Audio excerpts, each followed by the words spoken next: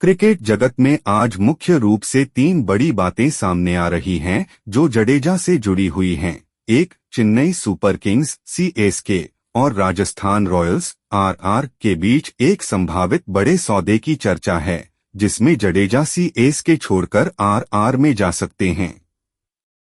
दो, इस सौदे में CSK को संजू सैमसन मिल सकते हैं और इससे CSK की भविष्य की कप्तानी और टीम की दिशा में बदलाव हो सकता है। तीन, इस बीच जडेजा का इंस्टाग्राम अकाउंट अचानक गायब हो गया है, जिससे फैंस में यह अटकलें लग गई हैं कि टीम बदलाव बहुत करीब है। क्यों यह इतना चर्चा में है? जडेजा ने CSK में बहुत लंबा और सफल करियर बनाया है, 2012 से टीम के मुख्य स्तंभ रहे हैं। ऐसे में उनका CSK छोड़ना सिर्फ एक व्यक्तिगत ट्रांसफर नहीं होगा, बल्कि IPL की एक बड़ी रणनीति का हिस्सा दिख रहा है। CSK के लिए उनका स्थान खाली होना चुनौतीपूर्ण होगा, क्योंकि उन्होंने टीम के लिए स्पिन, बल्लेबाजी और फील्डिंग तीनों में योगदान दिया है। क्या क्या सामने आ रहा है? CSK और RR के बीच स्वैप डील की बातचीत चल रही है, जिसमें जडेजा CSK छोड़ सकते हैं और सैमसन CSK आ सकते हैं। CSK ने दूसरे विकल्प तलाशना शुरू कर दिए हैं, जैसे कि भारत के स्पिन ऑलराउंडर वाशिंगटन सुंदर को लेने का प्रयास, जो कि गुजरात टाइटंस द्वारा रोका गया है। हालांकि ये पूरी तरह पक्का नहीं हुआ है। मीडिया रिपोर्ट कह रही हैं कि RR ने सीधे एक केबल स्वैप को स्वीकार नहीं किया है, इसलिए डील में दूसरे खिलाड़ियों के शामिल होने की संभावना है। संभावित प्रभाव: जडेजा का CSK छोड़ना टीम की रणनीति पर असर डाल सकता है, खासकर स्पिन विभाग और ऑलराउंडर बैलेंस में। RR को जडेजा मिलने से उनकी टीम में अनुभव और ऑलराउंड क्षमता बढ़ सकती है। जडेजा की जगह लेने में CSK को चुनौतियों का सामना करना पड़ सकता है, क्योंकि उनके जैसी फिटनेस, फील्डिंग और स्पिन कंट्रोल तलाशना आसान नहीं। फैंस और मीडिया में इस डील को बड़ा मूव माना जा रहा है। IPL 2026 की तैयारियों में यह एक गेम चेंजर साबित हो सकता है। निष्कर्ष: अगर यह डील तय होती है, तो यह सिर्फ एक खिलाड़ी का स्थान बदलना नहीं होगा, बल्कि दोनों टीमों के लिए रणनीतिक बदलाव होगा। जडेजा के लिए भी यह एक नया अध्याय होगा।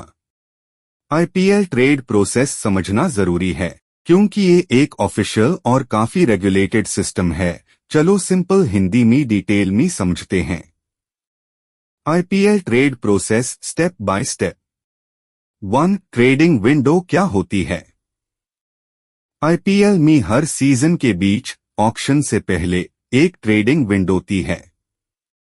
इस विंडो में टीम्स अपने प्लेयर्स को ट्रेड यानी एक टीम से दूसरी टीम में स्वैप या सेल कर सकती है।